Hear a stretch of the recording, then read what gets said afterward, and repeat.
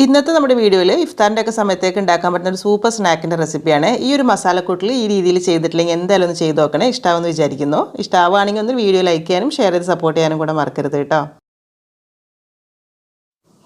ആദ്യം ഇതിലേക്കായിട്ട് കുറച്ച് ബോൺലെസ് ചിക്കനാണ് എടുത്തിട്ട് നല്ല ചെറിയ ചെറിയ പീസായിട്ട് വേണം കേട്ടോ മുറിച്ചെടുക്കാനായിട്ട്.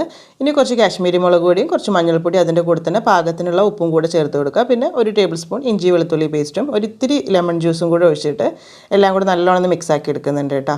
സമയം ഉണ്ടെങ്കിൽ ഒരു 10 മിനിറ്റ് ഒന്ന് റെസ്റ്റ് ചെയ്യാൻ വേണ്ടിയിട്ട് മാറ്റി വെക്കാം. ഇനി ഒരു ഫ്രൈ പാനിലേക്ക് ഒരു 2 ടേബിൾ സ്പൂൺ ഓയിൽ ഒഴിച്ച് ചൂടാകുമ്പോൾ അതിലേക്ക് ഈ ഒരു ചിക്കൻ ചേർത്ത് കൊടുത്തിട്ട് നല്ലോണം നിങ്ങൾ ഫ്രൈ ചെയ്തെടുക്കുകയാണ് ചെയ്യുന്നത്. അപ്പോൾ കുറച്ചൊരു വലിയ ഫ്രൈ പാൻ എടുക്കുന്നത് തന്നെയായിരിക്കും നല്ലത്. ഈ സമയത്ത് തന്നെ ഇതിലേക്ക് ഒരു 2 ടേബിൾ സ്പൂൺ ബട്ടർ കൂടെ ചേർത്ത് കൊടുക്കണം കേട്ടോ. അപ്പോഴാണ് നമ്മൾ വിചാരിച്ച ആ ഒരു മസാലയ്ക്ക് നല്ലൊരു ടേസ്റ്റ് കിട്ടുള്ളൂ. അതുപോലെ തന്നെ ഇതിലേക്ക് ചിക്കൻ എടുക്കുന്ന സമയത്ത് കഴിയുന്നത്ര മാക്സിമം ചെറിയ പീസായിട്ട് മുറിക്കണം. കാരണം നമ്മളിതിന് ഫ്രൈ ആക്കിയതിന് ശേഷം ക്രഷ് ചെയ്തെടുക്കുന്ന കാര്യങ്ങളൊന്നും ചെയ്യുന്നില്ല. ഇപ്പോൾ ഇത് അത്യാവശ്യം നല്ലോണം തന്നെ ഫ്രൈ ആയി വന്നിട്ടുണ്ട് കേട്ടോ. ഈ സമയത്ത് ഇതിലേക്ക് മീഡിയം സൈസിലെ 2 സവാള ചെറുതായി മുറിച്ചിട്ട് കൊടുക്കുന്നുണ്ട്. അതിൻ്റെ കൂടെ തന്നെ കുറച്ച് ഇഞ്ചി വെളുത്തുള്ളിയും പച്ചമുളകും ചെറുതായിട്ട് മുറിച്ച് ചേർത്ത് കൊടുക്കുകയാണ് ചോപ്പ് ചെയ്തിട്ട്. അത് വളരെ കുറഞ്ഞ അളവിൽ തന്നെ മതി. കാരണം നമ്മൾ ചിക്കനിൽ അത്യാവശ്യം ഇഞ്ചി വെളുത്തുള്ളി പേസ്റ്റൊക്കെ ചേർത്തിട്ടുണ്ടല്ലോ. അപ്പോൾ അതുകൂടെ ചേർത്തിട്ട് ഒന്നങ്ങ് വഴറ്റിയെടുക്കുക. ഈ സമയത്ത് തന്നെ നമ്മൾ ഇതിലേക്ക് ഒരു ചെറിയ തക്കാളി കേട്ടോ, വലുതാണെങ്കിൽ 1ൻ്റെ പകുതി മതിയാവും. അതുപോലെ നല്ല ചെറുതായിട്ട് മുറിച്ചിട്ട് ഇട്ട് കൊടുക്കുന്നുണ്ട്. പിന്നെ പാകത്തിനുള്ള ഉപ്പും കൂടെ ചേർത്തിട്ട് വേണം വഴറ്റിയെടുക്കാൻ. ഈ ഒരു മസാലയിൽ തക്കാളിയും കൂടെ വരുന്ന സമയത്ത് ഒരു സ്പെഷ്യൽ ടേസ്റ്റ് തന്നെയാണ്. തക്കാളി ചേർത്തിട്ട് കുറച്ച് കൂടുതൽ സമയം തന്നെ അങ്ങ് വഴറ്റിയെടുക്കുക. അത് നല്ലോണം അങ്ങ് വെന്ത് ഉടയുന്നത് ഈ ഒരു രീതിയിലായി കിട്ടണേ. ഇനി ഇതിലേക്ക് കുറച്ചും കൂടി കാശ്മീരി മുളക് പൊടി ചേർത്ത് കൊടുക്കുന്നുണ്ട്. എരിവ് നോക്കിയിട്ട് എടുക്കുക. പിന്നെ കുറച്ച് ഗരം മസാലപ്പൊടി ഇട്ട് കൊടുക്കുക. അതിൻ്റെ കൂടെ തന്നെ കുറച്ച് മാത്രം ചിക്കൻ മസാല കേട്ടോ, അതൊക്കെ വളരെ കുറഞ്ഞ അളവിൽ മതി. എന്നിട്ട് ഇതെല്ലാം കൂടെ നല്ലോണം നമ്മൾ മിക്സാക്കി എടുക്കുക.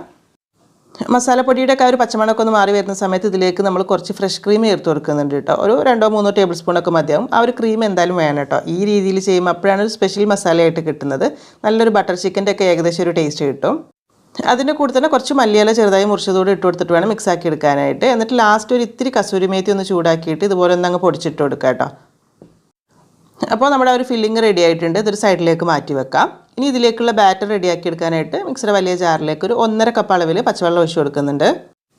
ഇതിലേക്ക് 1 കപ്പ് അളവിൽ മൈദയും ഒരു 1/4 ടീസ്പൂൺ ഉപ്പും അതിൻ്റെ കൂടെ തന്നെ ഒരു കോഴിമുട്ടയും കൂടെ ചേർത്തിട്ട് എല്ലാം കൂടെ നന്നായിട്ട് അടിച്ചെടുത്തിട്ട് വരാം കേട്ടോ. അപ്പോൾ ഇതാണ് നമ്മുടെ ബാറ്റർ. കുറച്ച് ലൂസായിട്ട് അത് ഈ ഒരു രീതിയിൽ തന്നെ മതിയാവും. എന്നിട്ട് ഒരു ചെറിയ പാൻ ചൂടാക്കി അതിലേക്ക് ഇതുപോലെ ഓരോ തവി മാവ് ഒഴിച്ചിട്ട് ഒന്നങ്ങ് ചുറ്റിച്ചിട്ട് നമ്മൾ ദോശ പോലെയാണ് ചുട്ടെടുക്കുന്നത്. നമ്മൾ ചിക്കൻ റോളിനൊക്കെ ദോശയൊക്കെ ചുട്ടെടുക്കുന്നത് ആ ഒരു രീതിയിൽ. ഒരുപാട് കട്ടിയിൽ വേണ്ട. ഇത് ചെറിയൊരു അളവിൽ ഒഴിച്ചിട്ട് ഇതുപോലെ അങ്ങ് ചുറ്റിച്ചെടുത്തിട്ട് വേഗം തന്നെ അങ്ങ് റെഡിയായി കിട്ടിക്കോളും. അടച്ചു വെക്കേണ്ട ആവശ്യമൊന്നുമില്ല. മേൽഭാഗം അങ്ങ് ഡ്രൈ ആയി വരുന്ന സമയത്ത് ഒന്നങ്ങ് തിരിച്ചിട്ട് ഒരു 3-4 സെക്കൻഡ് കൂടെ മതി കേട്ടോ. ഒരുപാട് സമയം ഡ്രൈ ആക്കി എടുക്കേണ്ട ആവശ്യമൊന്നുമില്ല. എന്നിട്ട് ഇതാ ഒരു പാത്രത്തിലേക്ക് മാറ്റി വെക്കുക. ബാക്കിയുള്ളതൊക്കെ ഇതുപോലെ തന്നെ ചുട്ടെടുക്കുക കേട്ടോ. നമ്മൾ ഉണ്ടാക്കിയിട്ടുള്ള ഒരു മാവിൻ്റെ ഇതിൽ ഒരു 9-10 വലിപ്പം അനുസരിച്ചിട്ട് പാൻ്റെ വലിപ്പം അനുസരിച്ചിട്ട് ഉണ്ടാക്കിയെടുക്കാനായിട്ട് പറ്റും. ഇപ്പോൾ ഇതെല്ലാം തന്നെ ചുട്ടെടുത്ത് വെച്ചിട്ടുണ്ട് കേട്ടോ. ഇനി നമുക്ക് ഇതിലേക്ക് ആ ഒരു മസാലയൊക്കെ ഒന്ന് നിറച്ചെടുക്കണം. അപ്പോൾ അതിന് വേണ്ടിയിട്ട് ഒരു ദോശ വെച്ച് കൊടുത്തിട്ടുണ്ട്. അതിലേക്കൊരു 1-1.5 ടേബിൾ സ്പൂൺ വരെയൊക്കെ ആ ഒരു ഫില്ലിങ് വെച്ച് കൊടുക്കാം. എന്നിട്ട് ഇതാ ഈ ഒരു രീതിയിലാണ് ഇത് കവർ ചെയ്തെടുക്കുന്നത്. നമ്മൾ സമൂസയുടെ ആ ഒരു ഷേപ്പിലേക്ക് കിട്ടാൻ വേണ്ടിയിട്ട് 2 എൻഡും ഇതുപോലെ ഒന്ന് മടക്കിയതിന് ശേഷം ഈ ഒരു സൈഡിലേക്ക് ഇങ്ങനെ അങ്ങ് മടക്കി വെച്ച് കൊടുക്കുക. എന്നിട്ട് ഇതാ കുറച്ചൊരു മൈദയിൽ ഒരു ഇത്തിരി വെള്ളം കൂടെ ചേർത്തിട്ട് ചെറിയൊരു പേസ്റ്റ് ഉണ്ടാക്കി എടുത്തിട്ടുണ്ട്. അത് ഇതുപോലെ 2 സൈഡിലും ആക്കി കൊടുത്തിട്ട് ആ ഒരു 2 ഭാഗം കൂടെ ഇതിലേക്ക് ഇങ്ങനെ ഒട്ടിച്ചെടുക്കുന്ന സമയത്ത് ഇതാ കാണുമ്പോൾ ഏകദേശം ഒരു സമൂസയുടെ ഒക്കെ ആ ഒരു ലുക്കിലേക്ക് കിട്ടും. അപ്പോൾ അതാ ബാക്കിയുള്ളതൊക്കെ ഈ ഒരു രീതിയിൽ തന്നെ ഫില്ല് ചെയ്തെടുക്കുക കേട്ടോ. എളുപ്പത്തിൽ പറ്റും. നമുക്ക് ആദ്യം കാണുമ്പോൾ ഒരു കൺഫ്യൂഷൻ തോന്നുമെങ്കിലും പെട്ടെന്ന് ഒരെണ്ണം അങ്ങ് റെഡിയാക്കിയിട്ടാൽ ബാക്കിയൊക്കെ ഈസി ആയിട്ട് മടക്കിയെടുക്കാനായിട്ട് പറ്റും കേട്ടോ. 2 ഭാഗം ഇതുപോലെ അങ്ങ് മടക്കി ഈ മേൽഭാഗത്തേക്ക് മടക്കി അങ്ങ് ഒട്ടിച്ചെടുത്ത് കഴിഞ്ഞാൽ സംഭവം റെഡിയാണ്. പിന്നെ അത് വിട്ടുപോകുന്ന പ്രശ്നമോ അങ്ങനത്തെ കുഴപ്പമൊന്നുമില്ല.